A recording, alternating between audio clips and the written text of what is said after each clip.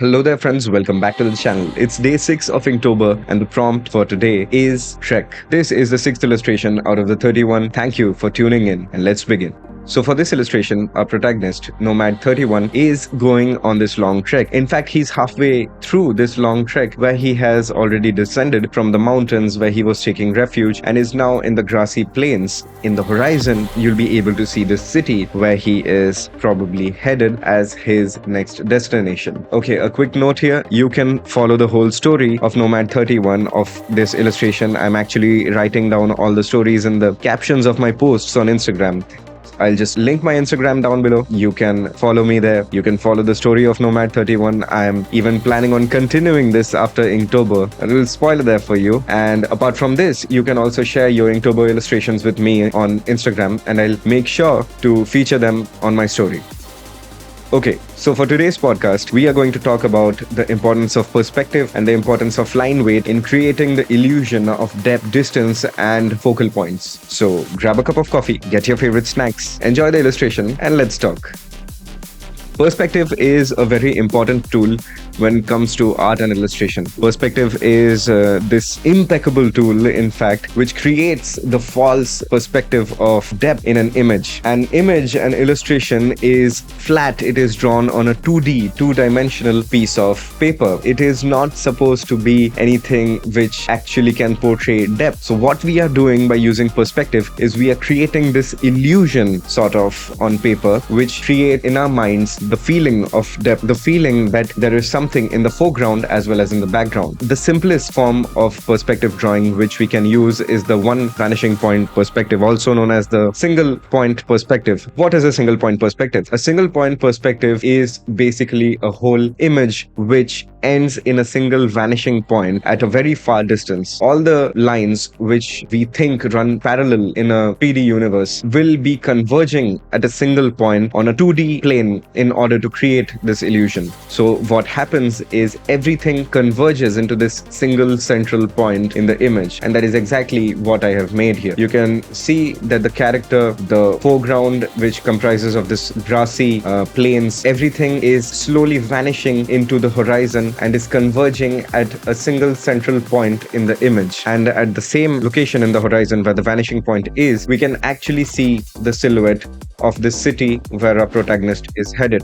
So this is a very basic form of perspective drawing, the single point perspective. Now, why is perspective really important? As I said, it creates the illusion of depth. And why do you need depth? Well, if you're drawing on a single plane, if you're drawing at a single focal plane, you will soon run out of space to actually express what you want. And once you run out of space, there's no going back. You can't just remove elements from your illustration. What you need to do is divide all the objects in your illustration into different layers which lie in the foreground as well as the background.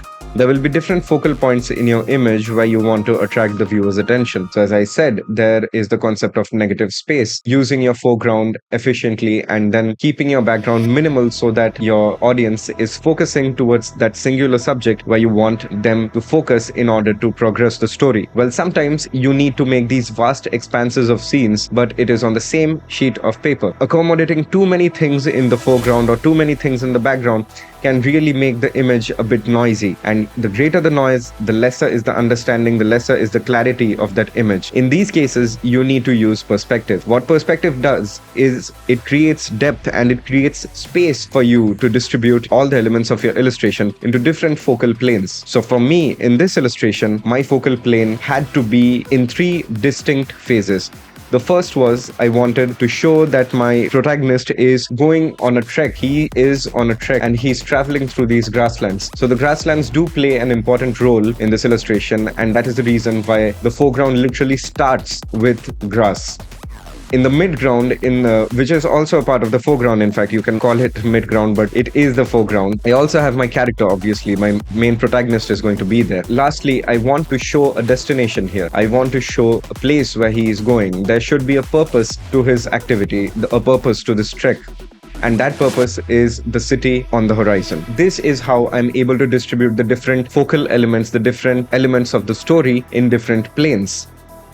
Now coming to line weight, as you can see here, I've already progressed quite a bit with the inking. What matters here is the line weight. Line weight is everything when it comes to creating the illusion of depth, when it comes to making the illusion of depth believable as a practical concept. Anything which is in the foreground, anything which is closer to the viewer's eyes, even in real life, is going to be more clearly defined. If you're looking out of your window, for instance, anything which is closer to you, for example, a fence, a house which is closer to you, will look much clearer, will look much detailed as compared to anything which is farther off into the distance. And this is the same kind of detailing, structural detailing, which you need to follow in your illustrations as well. Anything which is closer to you is going to have a bolder, a heavier line weight, and it is going to be more detailed as compared to anything which lies farther and farther towards the horizon, towards the vanishing point. In a single point perspective, this is really easy to carry out, and for beginner artists and illustrators who are just starting off their journey making perspective drawings, if you're using the single point perspective, keep this in mind. Change your tools. For instance, if you're using a 0.8 marker, a 0.8 felt tip pen or technical pen for your foreground elements, then you should switch to a thinner, to a lesser line weight as you progress towards the horizon, because what you want is exactly what you can see, what your vision tells you. You want to replicate that in your artwork, in your imagery. Now obviously line weight is going to vary quite a lot, and line weight is also complemented by the shadow as well as the definition of the objects, as I said. So the amount of details that you will be able to express in objects which are closer to you, to the viewer in the foreground, is going to be much higher. As you can see in this illustration, I have made the grass really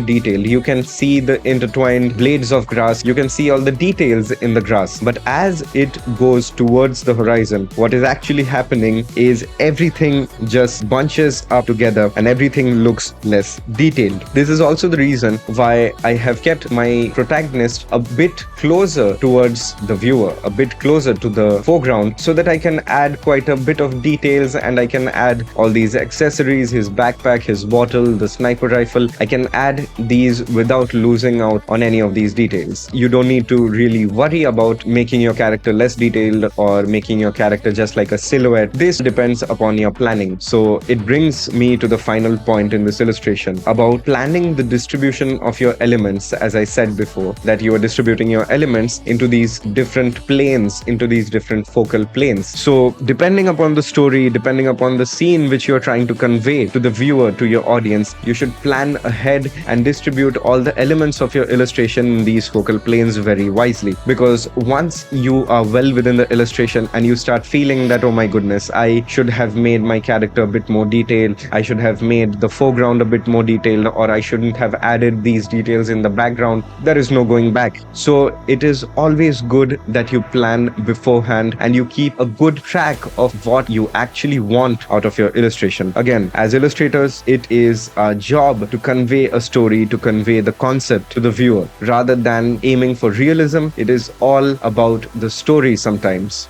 So I hope that this simple guide into how you can use perspectives effectively and how you should really go about planning your illustrations and using line weight as a tool to create this illusion of depth was helpful. And I hope this video finds you well in your art journey and you are able to use these tips along the way.